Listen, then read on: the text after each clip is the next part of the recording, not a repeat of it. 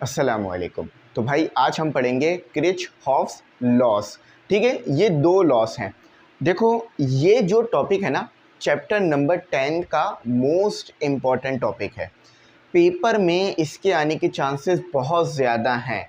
देखो यही topic model paper में भी आया हुआ है 2024 के, तो इसीलिए ये इस चैप्टर का most important most favourite topic है पेपर के लिए। बिल्कुल भी नहीं छोड़ना, बहुत आसान है। नहीं समझ में आ रहा, मैं इतना आसान कर दूंगा कि सारी बात क्लियर हो जाएगी। तो चलो इस लॉ को देखते हैं। बेसिकली किरचॉफ एक साइंटिस्ट का नाम है और ये लॉस 80s में दिया गया था। और इन लॉस का क्या काम है, ये सर्किट को सॉल्व करने के लिए इस्तेमाल होते हैं। कॉम्प्लेक्स सर्किट होते हैं, उनको सॉल्व करने के लिए इस्तेमाल होते हैं। इस लॉ में मतलब किरचॉफ लॉस में दो लॉस हैं। ठीक है, देखो यहाँ पे लिखा हुआ है there are two laws in Kirchhoff laws. मैं पूरी बात डिटेल में समझाऊंगा, परेशान नहीं हो, मेरी सिर्फ बात सुनो। ये याद रखना, किरचॉफ लॉ में दो लॉस हैं। एक लॉ है आपके पास किरचॉफ फर्स्ट लॉ, जो कि करंट के बारे में है। अगर आपको फॉर एग्जांपल ये I3 करंट है, नहीं पता, कोई मसले की बात नहीं है। अगर किरचॉफ लॉ पता होगा तो आप I3 करंट इजीली फाइंड कर लोगे। अब मैं आपसे पूछूं, ज़रा स्टूडेंट बताएं I3 करंट क्या है? क्या आप बता सकते हैं? नहीं, लेकिन 10 मिनट बाद ये टॉपिक पढ़ने के बाद आप करंट बता दोगे। चलो बात समझ आ गई। तो पहला लॉ कौन सा है? किरचॉफ फर्स्ट लॉ, जो कि करंट लॉ है, यानी जो कि करंट के ऊपर है, करंट के बारे में बात कर रहा है। कितनी सिंपल सी बात है, ठीक है। अच्छा, इसी लॉ को आप बोलते हो किरचॉफ्स जंक्शन रूल। ये भी याद रखना, जंक्शन क्या होता है मैं अभी बता दूंगा, ये जंक्शन है, मैं अभी बता दूंगा, ठीक है। अच्छा, उसके बाद दूसरा लॉ है किरचॉफ सेकंड लॉ। ये वोल्टेज लॉ है, इसमें आप वोल्टेज के ऊपर बात करोगे। पहले लॉ में किसके ऊपर बात कर रहे हो? करंट के ऊपर। दूसरे लॉ में वोल्टेज के ऊपर बात करोगे। इसी लॉ को मुख्तलिफ नामों से बुलाया जाता है, Kirchhoff loop rule, Kirchhoff loop rule, या किरचॉफ आपके पास वोल्टेज लॉ। समझ रहे हो? ये इसके और इजाफी नाम है। तो अब सबसे पहले समझते हैं किरचॉफ फर्स्ट लॉ, जो कि है करंट लॉ। तो ये आपके पास सबसे पहला आ गया किरचॉफ्स फर्स्ट लॉ। ठीक है, चलो अब इसको समझते हैं, बहुत आसान है। फर्स्ट लॉ, जिसे आप बोलते हो करंट लॉ, ठीक, करंट लॉ के नाम से। अब ये लॉ क्या कहता है? आपके पास 3 वायर्स हैं। सिंपल समझना, पूरी बात समझ में आ जाएगी। और अभी इस लॉ को मैं लिख भी दूंगा आपके सामने।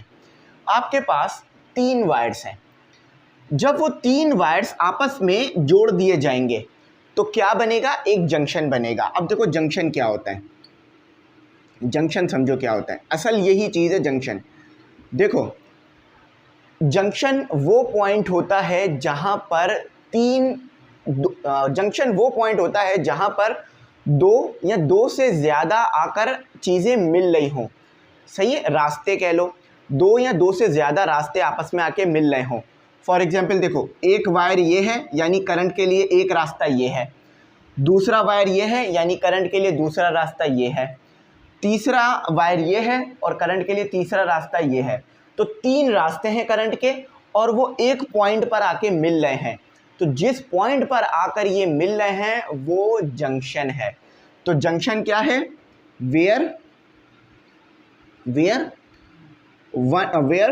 टू और मोर पाथ ज्वाइन टुगेदर। ठीक है, तो जंक्शन वो पाथ होता है जहां पर दो या दो से ज्यादा पाथ या रास्ते आपस में आके मिलते हैं। अगर आपसे कोई पूछ ले जंक्शन, देखो हैदराबाद जंक्शन है, क्यों? क्योंकि कराची से आने वाला रास्ता भी हैदराबाद को मिल रहा है, हैदराबाद से आगे जाने वाला, मीरपुर खास जाने वाला, लाड़काना जाने वाला, इसके अलावा लाहौर जाने वाला रास्ता भी वहाँ पर आके मिल रहा है। तो इसीलिए हैदराबाद को जंक्शन नहीं, हैदराबाद को स्टेशन नहीं जंक्शन कहते हैं, क्योंकि वहाँ पर बहुत सारे रास्ते मिलते हैं। ठीक है, बात समझ में आ गई स्टूडेंट। मैंने यहाँ पर क्या किया है, वीडियो रोक कर आपके लिए जो स्टेटमेंट थी इस लॉ की वो लिख दी है। अब ये लॉ क्या कहता है ये बताता हूँ। जंक्शन समझ में आ गया। अब ये लॉ क्या कहता है? ये लॉ कहता है कि जो करंट इस जंक्शन पे आ रहा होगा उतना ही करंट इस जंक्शन से बाहर जा रहा होगा। बात सिंपल है। फॉर एग्जाम्पल, आपके घर में लगी हुई है टंकी, ठीक है, इसको इस तरह समझो, आपके घर में लगी हुई टंकी, जितना पानी आप टंकी में भरते हो उतना ही पानी आपको मिलता है ना। ऐसा तो नहीं है कि ज़्यादा मिल जाए, ऐसा तो नहीं है कि आप टंकी में भरो पानी और आपको शरबत मिल जाए, ऐसा नहीं होता ना। तो इसी तरह आपके पास सर्किट में भी होता है कि जो करंट सर्किट में आता है वही करंट सर्किट से जाता है। सिंपल सी बात है। फॉर एग्जाम्पल, सर्किट में करंट आ कौन सा रहा है? सर्किट में करंट I1 आ रहा है और सर्किट में करंट I2 आ रहा है, तो जाएगा कौन सा? I1 I2 मिलकर I3 जाएगा। क्यों? I1 इन्वर्ट है, I2 भी इन्वर्ट है। इन्वर्ट यानी आ रहा है अंदर की तरफ। अब आ रहा है कैसे पता चल रहा है? ये एरो देखो, अगर एरो जंक्शन की तरफ है इसका मतलब है करंट आ रहा है, और अगर एरो उल्टा है जंक्शन के, यानी इसको और आसान कर लो, अगर एरो का हेड जंक्शन की तरफ है तो यानी करंट आ रहा है, और अगर एरो की जो टेल है या एरो का जो बैक है वो जंक्शन की तरफ है, इसका मतलब है करंट जा रहा है। सही है। तो क्या कह रहा है ये लो, अगर इजी करके लिखूं तो ये कह रहा है कि जो करंट आएगा वो बराबर होगा उस करंट के जो जाएगा। और आसान करके लिखूं तो इन कमिंग, चलो बहुत प्यारी बात समझ में आई, करंट इक्वल टू करंट्स कह लो, अगर ज़्यादा है एक से ज़्यादा, इनकमिंग करंट्स बराबर होगा आउट गोइंग करंट के। सिंपल बात है। देखो मुझे एक बात बताओ, क्या ऐसा पॉसिबल है हमारे पास इलेक्ट्रिकल सर्किट में कि हम कोई चीज़ दें कम मिल ज़्यादा जाए? पॉसिबल है। अच्छा एक बात याद रखना, हम इसमें कोई भी करंट लॉस नहीं लेते, ठीक है, यहाँ पे लिख लो, नो करंट लॉस, ठीक है, नो करंट लॉस, कोई करंट लॉस नहीं है। अच्छा अब देखो सर्किट सॉल्व करते हैं, इक्वेशन बनाते हैं। इक्वेशन क्या बनेगी, आपको बात समझ में आ गई है ना? चलो देखो, I1 क्या है? इन है, अंदर की तरफ है। I2 क्या है? इन है, अंदर की तरफ है। और I3 क्या है? आउट है, बाहर की तरफ है। कैसे पता चला? I1 अंदर की तरफ जा रहा है, I2 अंदर की तरफ जा रहा है, I3 बाहर की तरफ जा रहा है। कैसे? कि I1 का हेड जंक्शन की तरफ है यानी इन्वर्ट होगा, I2 का भी हेड जंक्शन की तरफ है यानी इन्वर्ट होगा, I3 का बैक यानी पीठ जो है वो जंक्शन की तरफ है यानी आउटवर्ड है। ये बात समझ में आ गई। अब इक्वेशन लिखते हैं इस लॉ के मुताबिक। इक्वेशन मैंने क्या बताया था शुरू में कि आपको अगर I3 नहीं पता तो आप पता कर सकते हो। कैसे? आपके पास इक्वेशन आ जाएगी, अब आप पता कर सकते हो। इन्होंने क्या कहा कि जो करंट आएगा वही करंट जाएगा। आ कौन सा रहा है? I1 आ रहा है तो इसमें 1 लिख दिया, I2 आ रहा है, ठीक है। जा कौन सा रहा है? I3। तो ये देखो I1 plus I2 equal to I3। सही है। अब आप बोलोगे सर ये दोनों ऐड क्यों हो रहे हैं? देखो भाई, जो करंट आ रहे हैं चाहे 1 हो या 10 हो, अगर यहाँ पर 10 करंट अंदर की तरफ आते ना तो मैं 10 के 10 को ऐड कर देता, और सिर्फ एक बाहर की तरफ जा रहा होता ना तो सिर्फ इक्वल टू के उस तरफ बाहर वाला लिखता। तो इस चीज़ को याद रखना कि जो करंट आ रहा है उसको आप लिख लो लेफ्ट हैंड साइड पर, जो करंट जा रहा है उसको लिख दो राइट हैंड साइड पर। और पहचानना कैसे मैंने बता दिया। तो ये था आपके पास किरचॉफ फर्स्ट लॉ या करंट लॉ या जंक्शन रूल, ठीक है, किरचॉफ जंक्शन रूल। बात समझ आ गई। अब एक सर्किट सॉल्व करते हैं, उससे बात और चीज समझ में आएगी। एक और बात भी ये लॉ कहता है, I1 plus I2 plus minus I3 equal to 0। यानी ये बात भी ये लॉ कहता है कि जो अलजेब्रिक सम है ना करंट के, वो 0 के बराबर होगा। और आपको अच्छी तरीके से बात नज़र भी आ रही है कि अगर सबको इस तरफ ले आओगे तो वो 0 के बराबर बन जाएगा, ठीक है। ये भी एक छोटी सी बात ये लॉ कहता है, इसलिए मैंने यहाँ बता दी कि अलजेब्रिक सम। आप बोलोगे सर यहाँ सब्ट्रैक्ट हो रहा है, तो मैंने जानबूझ के यहाँ प्लस लगाया है, माइनस प्लस करोगे दोबारा वो माइनस हो जाएगा, ठीक है। तो जितने भी करंट के अलजेब्रिक सम है वो इक्वल टू 0 होते हैं। आपको नज़र आ रहा है क्यों? ठीक है। अब एक सर्किट बनाता हूँ और हम इसको सॉल्व करेंगे। 2 सर्किट बनाऊंगा, इसको सॉल्व करेंगे, ठीक है, मिलकर। चलो ये पहला वाला सॉल्व हो गया। पहली वाली इक्वेशन आप देख लो, पहली वाली इक्वेशन लिखी हुई है I1 plus I2 minus minus plus minus ही होगा I3। ठीक है, आ जाओ अब एक सर्किट सॉल्व करते हैं, इंशाल्लाह देखना कितनी प्यारी बात समझ में आएगी। समझ लो ये 3 वायर हैं आपके पास, तीनों वायर यहाँ से जुड़े हुए हैं। ये क्या हो गया आपके पास, ये जंक्शन हो गया। ठीक है, ये जंक्शन हो गया, समझ में आया, ये जंक्शन हो गया, ये पॉइंट जंक्शन हो गया। अब देखते हैं कौन सा करंट आ रहा है कौन सा जा रहा है, उससे हमें बात समझ में आएगी। मैं अभी नहीं बता रहा आपको कौन सा आ रहा है कौन सा जा रहा है, बस मैं यहाँ पर करंट बना रहा हूँ। ये I2 हो गया, ठीक है, ये I1 हो गया, ठीक है, ये आपका हो गया I3, ये आपका हो गया I4। चलो आओ सॉल्व करते हैं। मुझे बताओ कौन सा करंट आ रहा है कौन सा जा रहा है, इक्वेशन क्या बनेगी इस सर्किट के लिए, इक्वेशन क्या बनेगी। बेसिकली ये वायर है, एक वायर ये रहा, एक वायर ये रहा, एक वायर ये रहा, एक वायर ये रहा, यानी 3 रास्ते हैं आपके पास। ठीक है, चलो आओ सॉल्व करते हैं।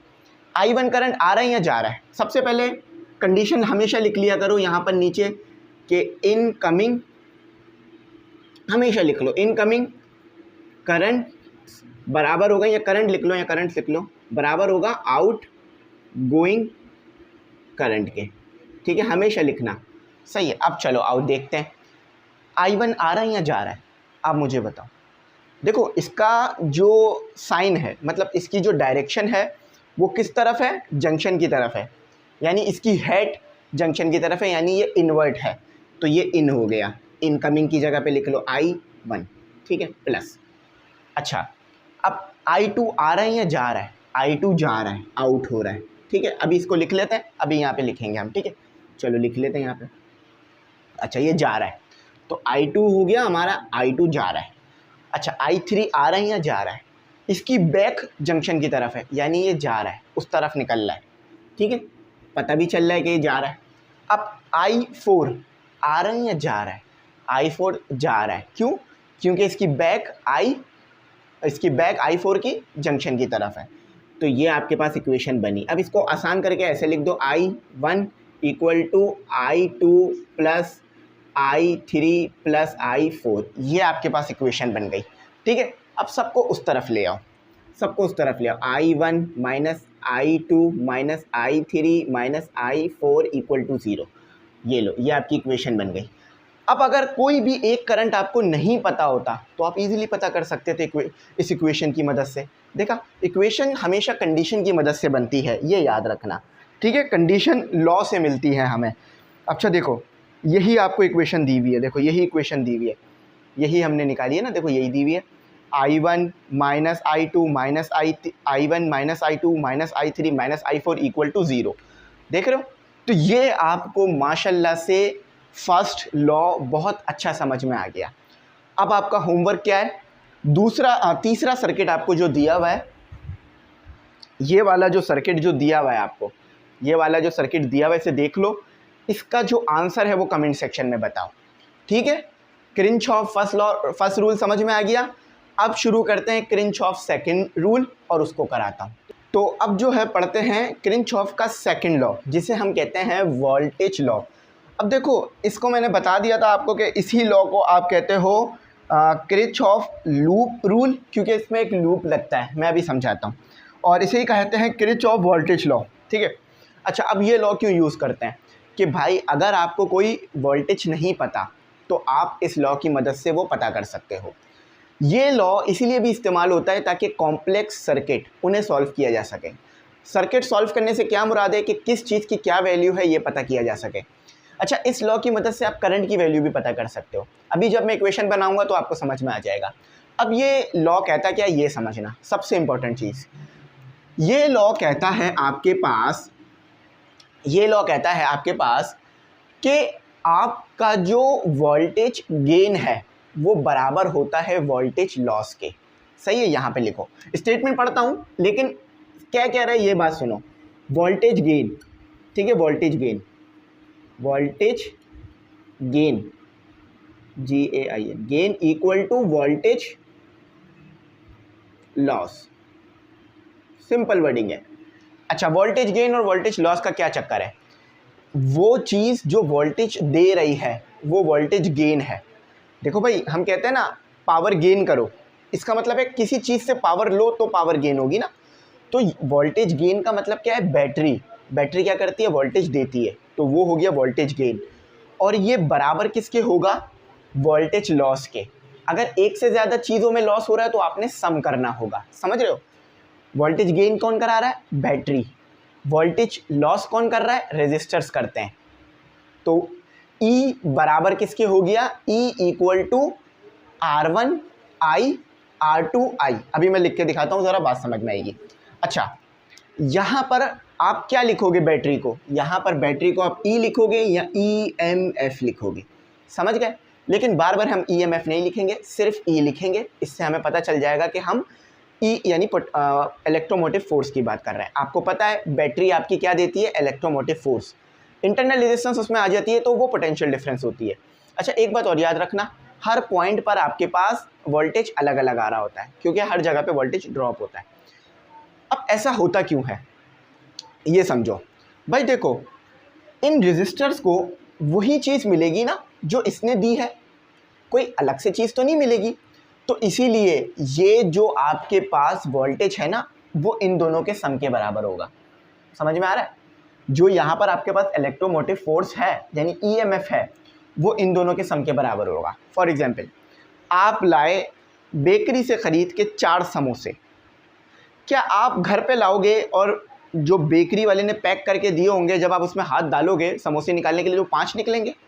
नहीं ना, 4 ही निकलेंगे। सिंपल सी बात है। जब आपने जो बैटरी यहाँ पे लगाई है तो वही बैटरी का जो EMF है यहाँ पर भी यूज़ होगा और यहाँ पर भी यूज़ होगा। समझ गए मेरी बात। अब लूप लगाते कैसे हैं वो भी मैं बताता हूँ। सबसे पहले देखो, इक्वेशन बनाते हैं विदाउट लूप, फिर विथ लूप इक्वेशन बनाएंगे। E है आपके पास, E क्या हो गई, electromotive force. Voltage gain, voltage gain कौन करा रहा है, ये करा रहा है। अभी एक एक्सरसाइज भी सॉल्व कराऊंगा, ठीक है। ये वोल्टेज गेन करा रहा है। अब वोल्टेज लॉस कौन कर रहा है, I1 R1 है ना, I1 R1। देखो, पहले ये वाला वोल्टेज गेन कर रहा है। अब लूप लगाते हैं, यहाँ लूप भी ज़रूरी है। लूप में इस डायरेक्शन में लगा रहा हूँ। अब ये लूप क्यों लगा रहे हैं, ये लूप इसलिए लगा रहे हैं कि ये पॉजिटिव में रखा जाएगा, ये नेगेटिव में रखा जाएगा। चलो, पहले तो आपको वोल्टेज गेन पता चल गया, E वोल्टेज गेन है आपके पास, ठीक है। मैंने लूप यूँ लगाया है तो इसीलिए पॉजिटिव में रखा है इसे। इसको नेगेटिव और पॉजिटिव का भी चक्कर होता है, वो भी मैं बताऊंगा अभी आगे, डायरेक्शन आपके पास आएगी। मैं पॉजिटिव से नेगेटिव टर्मिनल की तरफ जा रहा हूँ, यानी इनिशियल मेरा क्या है, ये मेरा A है, ये मेरा A है, ये मेरा B है। E को मैंने पॉजिटिव क्यों रखा, क्योंकि मेरे पास B जो है वो ये है और ये A है, ठीक है। बात समझ में आ गई। चलो, इसको अभी करते हैं, पहले ये समझो। अच्छा, वोल्टेज गेन यानी E। अब ये I1 है, ये I2 है, ठीक है। मैं एक मिनट देख लेता हूँ, नहीं बल्कि I होगा, क्योंकि सीरीज़, हाँ सीरीज़ में है तो ये I ही रहेंगे, क्योंकि सीरीज़ में आपको पता है करंट सेम होता है, इसलिए। अब देखो, अगर लूप फिर से लगाता हूँ, लूप की डायरेक्शन बताता हूँ। अगर करंट की जो डायरेक्शन और लूप की डायरेक्शन सेम है तो आपका ये देखो, जो डायरेक्शन लूप की है वही डायरेक्शन करंट की है, तो I और R ये पॉजिटिव आएगा। अब आप बोलोगे सर ये तो पोटेंशियल डिफरेंस की बात कर रहे थे, तो ओम्स लॉ याद करो। ओम्स लॉ क्या कहता है, V is equal to IR, ठीक है। तो ये IR कुछ नहीं है, IR वोल्टेज ही है, ठीक है, याद रखना। अब देखो, जो डायरेक्शन करंट की है वही डायरेक्शन लूप की है, तो दोनों पॉजिटिव। अच्छा, अब लूप को आगे ले जाओ। अब जो डायरेक्शन लूप की है वही डायरेक्शन करंट की है, तो IR2 ये भी पॉजिटिव आ गया। चलो, अब इन केस एक केस लेते हैं, ये यूं होता, ऊपर की तरफ नहीं नीचे की तरफ होता, तो अब आपकी क्या इक्वेशन बनती, ये समझाने के लिए, ताकि लूप क्यों लगा रहे हैं ये समझ में आए। देखो, वोल्टेज गेन यानी बैटरी, पॉजिटिव से शुरू कर रहे हो इसीलिए इसे तो पॉजिटिव में रखोगे, ठीक है। अच्छा, अब IR क्या ये पॉजिटिव आने, चेक कर लेते हैं। तो जो डायरेक्शन लूप की है वही डायरेक्शन करंट की है, यानी पॉजिटिव।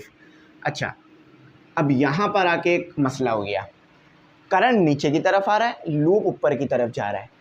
अगर करंट और लूप की डायरेक्शन अपोजिट है तो आपने यहाँ पे लगाना पड़ेगा नेगेटिव। समझ में आया लूप लगाने का कॉन्सेप्ट, इसीलिए लूप लग रहा है। ठीक है, तो ये मैंने एक केस बनाकर आपको समझाया था ताकि बात समझ में आए। अभी तो ये ऊपर की तरफ ही है तो इसे ऊपर की तरफ ही रखते हैं क्योंकि हम बुक का फॉलो कर रहे हैं ना, इसीलिए। तो अभी ये ऊपर की तरफ है तो ये इक्वेशन आपकी ठीक हो गई। अच्छा, यहाँ पर देखो, अब ये बात बहुत अच्छी समझ में आ जाएगी। स्टेटमेंट आखिर में इसलिए बता रहा हूँ ताकि हो क्या रहा है ये समझ में आ जाए। The sum of electromotive force यहाँ पर एक है, लेकिन अगर एक से ज़्यादा भी होती तो आप E1 + E2 कर देते। मतलब अगर यहाँ भी बैटरी लगी हुई होती तो आप क्या करते E1 + E2। सही समझ गए। The sum of electromotive force in a loop देख लिया। The sum of potential drop कहाँ होता है? यहाँ पर पोटेंशियल ड्रॉप होता है, यहाँ पर पोटेंशियल ड्रॉप होता है। ठीक है, यहाँ पर पोटेंशियल ड्रॉप होता है। तो ये जो है वो बराबर होगा आपके ज़ीरो के। The sum of electromotive force in a loop, जितनी भी आपके पास बैटरी हैं उन सबका सम, और जितने भी आपके पोटेंशियल ड्रॉप कर रहे हैं उनका सम बराबर है ज़ीरो के। ये लिखी भी नहीं है बात, लेकिन लिख लो इज इक्वल टू ज़ीरो। कैसे? सबको इधर ले आओ। E is equal to -I R1 -I R2 equal to zero. देख लिया आपने? अब आप बोलोगे सर ये तो सब्ट्रैक्ट हो रहा है, तो भाई सब्ट्रैक्ट की जगह सम लगा दो, ऐसे लिख दो। इस इक्वेशन को ऐसे भी लिखा जा सकता है। कितनी प्यारी बात समझ में आई। क्या गलत लिख रहा हूँ मैं? नहीं सर, आप ठीक लिख रहे हो। ये लो, ख़त्म बात। यही तो ये लूप लॉ बता रहा था, यही ये लॉ बता रहा है कि और एक और बात भी ये कर रहा है। अब इसको थोड़ा सा मैं प्रैक्टिकल लाइफ से समझाता हूँ क्योंकि उससे बात अच्छी समझ में आएगी। समझो आप हील पे खड़े हुए हो, यहाँ पे खड़े हुए हो, यहाँ पे खड़े हुए हो, आपके सामने है पहाड़ी। आप यहाँ पे खड़े हुए हो, आपके सामने है पहाड़ी। आप ऊपर चलना शुरू हुए, ऊपर चलकर यहाँ तक पहुँच गए। बहुत अच्छा काम किया आपने, लेकिन आप वहाँ पे तो हमेशा नहीं रहोगे। आप पहले यहाँ पर गए, अब वापस यहाँ पर आ गए, तो आपका कितना डिस्टेंस आपने कवर किया? ज़ीरो, है ना? ज़ीरो डिस्टेंस कवर किया। देखो, आप बोलोगे सर मैंने तो डबल डिस्टेंस कवर किया, लेकिन मैं ये पूछ रहा हूँ कि आप अभी कहाँ हो, उधर कितना डिस्टेंस कवर किया? तो आप बोलोगे सर मैं तो जहाँ था वहीं हूँ, यानी ज़ीरो डिस्टेंस कवर किया। बेशक आप एक बार जाकर वापस आ गए हो, लेकिन आप ज़ीरो डिस्टेंस कहलाएगा। क्यों? क्योंकि आप जहाँ हो वहीं खड़े हुए हो। तो इसी तरह से यहाँ पर है कि भाई अगर पूरा घूम कर वापस आ जाओगे तो आपके पास जो पोटेंशियल ड्रॉप होगा वो ज़ीरो होगा। समझ रहे हो बात? यहाँ से शुरू किया करंट, यहीं पे वापस आ गया, तो पोटेंशियल ड्रॉप ज़ीरो।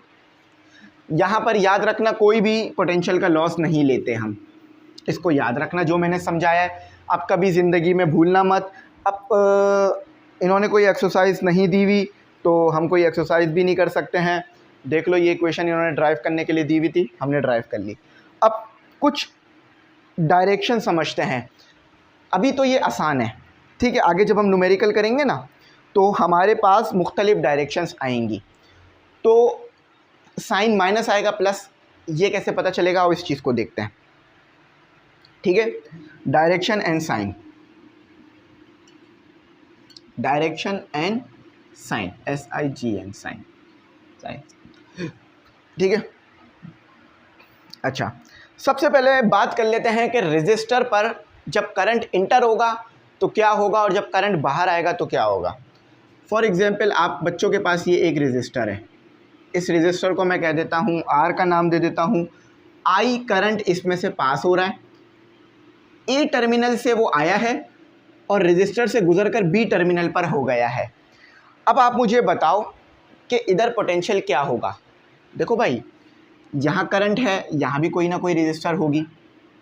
अब आप थोड़ा कंफ्यूज हो रहे होगे, इसको मैं आसान करता हूँ। देखो यहाँ पर क्या होगा, I और R मिलके क्या बनाएगा? Potential difference. तो जो पोटेंशियल डिफरेंस यहाँ पर होगा उसे बोल देते हैं VA। देखो यहाँ भी कोई पोटेंशियल तो होगा ना, जब भी तो करंट बह रहा है। तो जो पोटेंशियल यहाँ पर है वो VA हो गया, जो पोटेंशियल यहाँ पर है वो VB हो गया, है ना। अब आप सबको अच्छी तरीके से पता है कि रेजिस्टर क्या करता है? पोटेंशियल को ड्रॉप करता है, कम करता है ना। तो VA की वैल्यू ज़्यादा होगी या VB की? मेरी बात सुनो, मैं रोड पर आ रहा हूँ, फॉर एग्जांपल मैं यूँ आ रहा हूँ, मेरी स्पीड यहाँ पर ज़्यादा है, यहाँ पर स्पीड ब्रेकर है, मैं यहाँ से गुजरा तो मेरी स्पीड कम होगी या ज़्यादा, कम हो जाएगी। तो बिल्कुल ऐसा ही तो है, करंट वोल्टेज आ रहा था, मतलब वोल्टेज की वैल्यू ज़्यादा थी, यहाँ पर स्पीड कम ज़्यादा नहीं होती, वोल्टेज कम ज़्यादा होता है। ये मैंने समझाने के लिए बोली है आपको स्पीड की बात। यहाँ से वोल्टेज आ रहा है, ठीक है, जब वो रजिस्टर से गुजरा तो वोल्टेज कम हो गया, यानी सिंपल बात समझ में आ रही है कि VA ज़्यादा होगा, VB कम होगा, है ना। चलो आओ, अब डेल्टा V बताओ मुझे क्या होगा। डेल्टा V क्या है, डेल्टा V आपके पास VA माइनस VB होता है, VB माइनस VA है। तो देखो VB माइनस VA, जब इसे सॉल्व करोगे तो वैल्यू कैसी आएगी, वैल्यू आपके पास नेगेटिव में डेल्टा V आएगी। डेल्टा V जो भी आएगा नेगेटिव में आएगा। या इसको अगर डेल्टा V को मैं खोल के लिख दूं तो ये किसके बराबर होगा, IR के बराबर होगा, ठीक है। बात समझ में आ गया। नेगेटिव क्यों आ रही है, क्योंकि VB की वैल्यू कम होगी और VA की वैल्यू ज़्यादा होगी, तो इसीलिए IR, आपको पता है V किसके बराबर होता है, IR, ऊपर लिखा हुआ भी ओम्स लॉ, तो इसीलिए वो माइनस में आएगा। चलो इसकी साइन समझ आ गई। एक और आओ, एक और केस देखो, आओ ज़रा मेरे भाई, एक और केस देखो।